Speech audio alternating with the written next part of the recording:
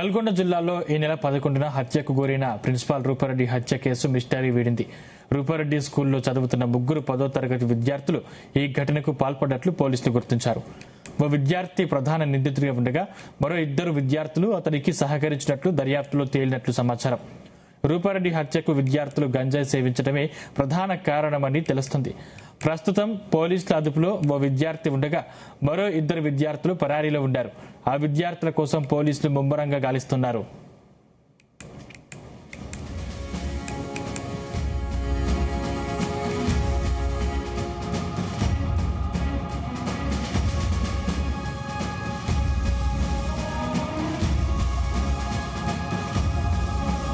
కొన్ని రోజుల క్రితం ఆ ముగ్గురు విద్యార్థులు గంజాయి సేవిస్తుండగా రూపారెడ్డి వారిని స్వయంగా పట్టుకుంది.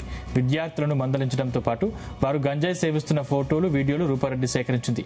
ఫోటోలు, వీడియోలతో తమను ఎక్కడ భయపెడుతుందోనని విద్యార్థులు ఆమెపై కక్ష పెంచుకున్నట్లు దర్యాప్తులో తేలినట్లు తెలుస్తుంది.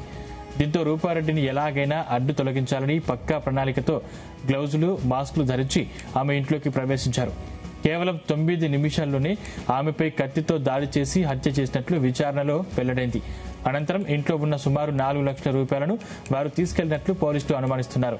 హత్యకు సంబంధించిన పూర్తి వివరాలను పోలీసులు ఈ రోజు సాయంత్రం అధికారికంగా వెల్లడించే అవకాశం ఉన్నట్లు తెలుస్తోంది.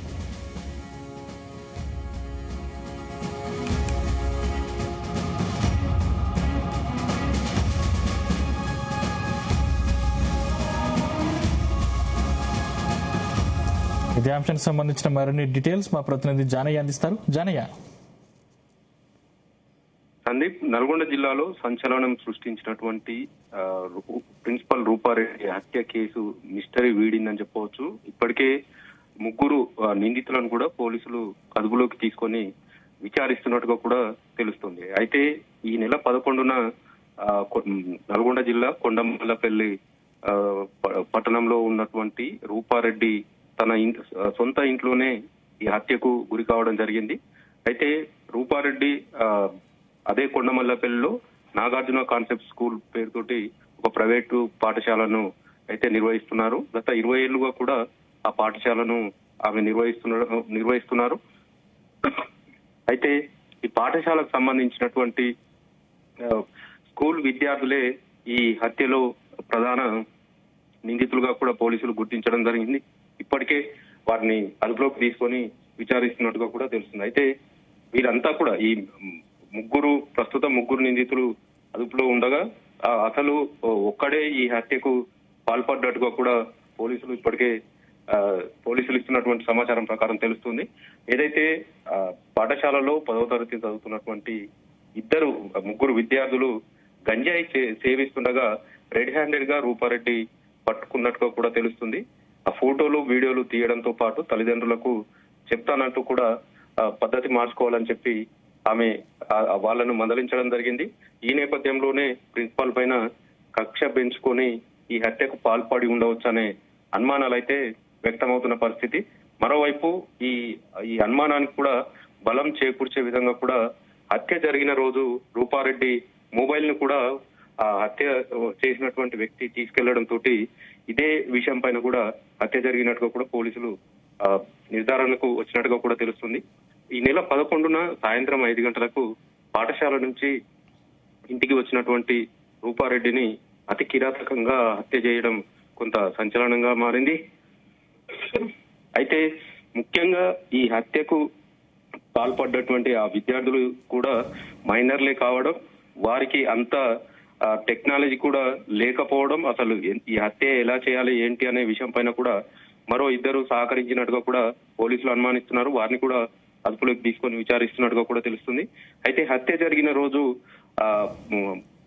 రూపారెడ్డి ఇంట్లో ఉన్నటువంటి 2 లక్షల నగదును కూడా తీసుకెళ్లినట్టుగా కూడా ఇప్పటికే గుర్తించడం, వీరికి సంబంధించినటువంటి ఏదైతే అరాచకాలకు సంబంధించి కానీ వాటి విషయంలో ఈ విద్యార్థులే కక్ష పెంచుకొని ఈ హత్యకు పాల్పడ్డట్టుగా కూడా పోలీసులు ఆ కోణంలోనే దర్యాప్తు ప్రారంభించడం జరిగింది. ముఖ్యంగా హత్య జరిగిన తర్వాత మొదటగా దొంగలు ఈ హత్యకు పాల్పడ్డట్టుగా కూడా పోలీసులు భావించినప్పటికీ ఆ హత్యకు సంబంధించి నగదుతో పాటు బంగారం కూడా ఉండడం, బంగారం మాత్రం దొంగిలించకపోవడం తోటి కొంత దొంగలైతే ఈ హత్య చేసి ఉండరనే విషయం పైన కూడా పోలీసులు మరో కోణంలో కుటుంబ సభ్యులకు సంబంధించి భర్తను 4 రోజుల పాటు విచారించడం, కుటుంబ కలహాలు ఏమైనా ఉన్నాయనే కోణంలో పోలీసులు దర్యాప్తు చేశారు. అయినా కూడా హత్యకు సంబంధించి ఎలాంటి సమాచారం లేకపోవడంతో పాఠశాలకు సంబంధించినటువంటి ఆర్థిక లావాదేవీల విషయమైన ఏవైనా కారణాలు ఉన్నాయనే కోణంలో కూడా పాఠశాలకు సంబంధించినటువంటి పార్ట్నర్లను కూడా విచారించడం జరిగింది. ఇక పూర్వ విద్యార్థులను కూడా పోలీసులు విచారించడం జరిగింది. పాఠశాలలో గతంలో ఏదైనా గొడవలు జరిగాయనే కోణంలో కూడా పోలీసులు విచారణ సాగించారు. ముఖ్యంగా ప్రస్తుతం 10వ తరగతి చదువుతున్నటువంటి విద్యార్థులు గత హత్య జరిగిన రోజు నుంచి కూడా కనపడకుండా పోవడం, కొంత అనుమానాలకు తావు ఇవ్వడంతో వారిని ట్రేజ్ అవుట్ చేయడం, వారిని గుర్తించి సాయంత్రం అదుపులోకి తీసుకున్నట్టుగా కూడా సమాచారం అందుతుంది. ఈ నేపథ్యంలో పూర్వ విద్యార్థులను విచారించే క్రమంలోనే ఈ విషయం వెలుగులోకి వచ్చినట్టుగా కూడా తెలుస్తుంది. ఆ పూర్వ విద్యార్థులుగా ఉన్నటువంటి మరో 2 ఈ మైనర్లకు సహకారం అందించినట్టుగా కూడా సమాచారం అందుతుంది. ముగ్గురు స్టూడెంట్స్ ప్రస్తుతం 10వ తరగతి చదువుతున్నారు. వాళ్ళు అందులో ఒక్కరు మాత్రమే ఈ హత్యకు పాల్పడ్డట్టుగా కూడా పోలీసులు ఇప్పటికే గుర్తించడం జరిగింది. ముఖ్యంగా ఆ రోజు ఇంటి వెనుక వైపు నుంచి వెళ్లి ఈ హత్యకు పాల్పడడం కూడా కొంత అప్పటికే ఆ రూపారెడ్డి ఇంటికి సంబంధించి లెక్కి నిర్వహించినటువంటి విద్యార్థులు గత 20 ఏళ్లుగా కూడా ఆ రూపారెడ్డి అక్కడే ఉంటుంది కాబట్టి ఇంటికి సంబంధించినటువంటి అంత సమాచారం తెలిసినటువంటి ఈ విద్యార్థులే ఈ హత్యకు పక్కా ప్లాన్ వేసుకోవడం, హత్యకు పాల్పడడం, ఆ తర్వాత మొబైల్ ఫోన్ ను తీసుకెళ్లడం, ఆ తీసుకెళ్లినటువంటి మొబైల్ ఫోన్ ను దగ్గరలో ఉన్నటువంటి డ్రైనేజీలో కూడా వేసినట్టుగా పోలీసులు గుర్తించడం జరిగింది. మరోవైపు ఈ విద్యార్థులు చదువుకునే వయసులో ఇలాంటి ఘాతుకానికి పాల్పడడం పట్ల కూడా వారి తల్లిదండ్రులు ఆందోళన వ్యక్తం చేస్తున్నారు.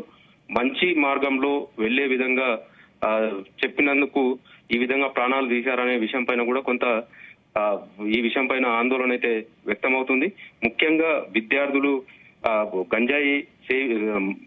గంజాయికి బానిస అయినట్టుగా కూడా సమాచారం అందుతుంది. ఈ నేపథ్యంలోనే ఆ విద్యార్థులు ఈ ఘాతుకానికి పాల్పడ్డట్టు కూడా తెలుస్తుంది. ఆ సమయంలో కూడా వారు గంజాయి సేవించి ఉండవచ్చు అనే అనుమానాలు కూడా వ్యక్తమవుతున్న నేపథ్యంలో పోలీసులు వారిని ప్రస్తుతం విచారిస్తున్నప్పటికీ వారికి సంబంధించి గంజాయి టెస్టులు కూడా చేసే అవకాశం ఉన్నట్టుగా కూడా తెలుస్తుంది.